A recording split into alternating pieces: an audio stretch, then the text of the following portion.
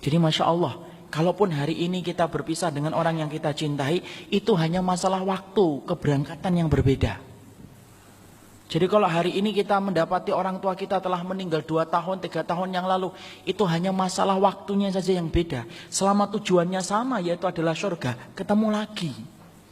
Antum misalkan ke Jakarta Kota, tujuannya sama-sama Jakarta Kota. Saya berangkat jam 6, antum berangkat jam 9, tidak ada masalah. Yang penting di Jakarta Kota kita ketemu. Tapi yang menjadi perpisahan itu apa? Kalau kemudian kita sudah ditinggalkan orang yang kita cintai, yang satu ke surga, yang satu ke neraka, itulah baru hakikatnya perpisahan. Ya. Makanya siapa yang paling mereguk kenikmatan ini ketika baru berpisah dari ruhnya, yang mereguk kenikmatan itu adalah orang yang beriman. Langsung dia berkata, cepatkanlah aku bertemu dengan alam barzah. Setelah dia bertemu dengan alam barzah, dihisap dengan 3 pertanyaan oleh malaikat, kemudian dia berkata, segerakanlah hari kiamat untuk ditegakkan supaya aku ketemu lagi dengan keluargaku. Masya Allah, indah betul. Inilah yang memupuk keyakinan kita. Kalau ingin ketemu lagi dengan anggota keluarga kita, tolong ingatkan bapaknya, ingatkan ibunya. Ingatkan diri kita, ingatkan istri kita, ingatkan anak-anak kita. Supaya mereka semuanya berada dalam ketaatan. Itulah modal yang dikatakan oleh mereka, qalu inna kunna qablu fi ahlina musyfikin. Ya Allah, dulunya kami menjadi orang yang takut kepadamu ya Allah, sampai engkau memberikan kenikmatan dan kemuliaan bagi kami ketemu di dunia dan di akhirat, dan menjaga kami dari adab neraka. Yang kita khawatirkan itu yang keempat tadi, yang ketiga, ketemu di dunia bermusuhan di akhirat. Jangan ngejar toleran kalau hanya untuk mengundang kemurkaan Allah. Kadang-kadang banyak suami itu yang pengen disebut toleran oleh istrinya. Wah, suami saya itu toleran betul. Saya mau ngapa-ngapain diem aja dia. Justru toleran ketika membiarkan dan mendiamkan, toleran yang akan berakibat kepada permusuhan di akhirat. Sama pula, kalau istri kita kemudian mengingatkan kita terhadap kesalahan kita, kalau dia benar apa yang dia sampaikan, terima. Itulah modal bagaimana dia pengen ketemu lagi di akhirat dan di dunia. Karena para sahabat, di antara mereka pengen ketemu di dunia dan mereka pengen ketemu lagi dengan istri mereka di akhirat. Kayak siapa? Kayak Ummu Darda dan Abu Darda.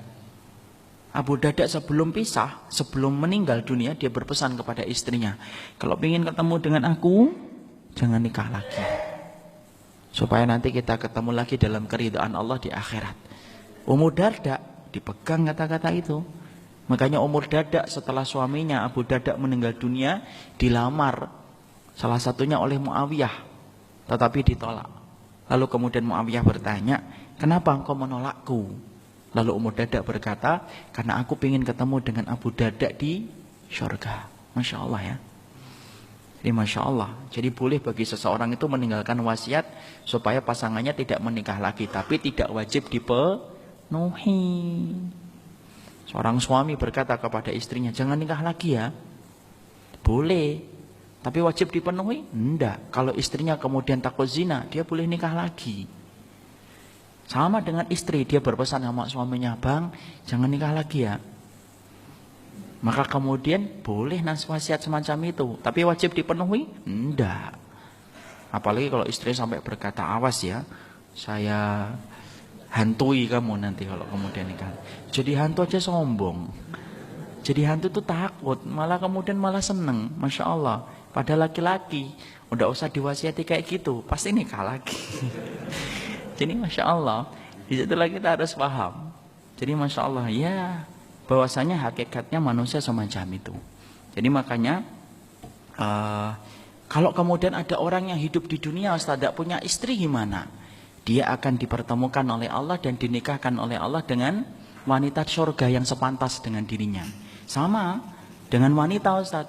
Kalau wanita yang solehah tapi tidak punya suami atau suaminya masuk neraka, bagaimana? Syekh Utsaimin menjawab, sesungguhnya wanita-wanita yang kelak mendapatkan surga padahal suaminya tidak mendapatkan surga, atau dia belum bersuami sampai dia meninggal dunia, dia akan dipertemukan dan dinikahkan dengan laki-laki penduduk surga yang dipilih oleh Allah.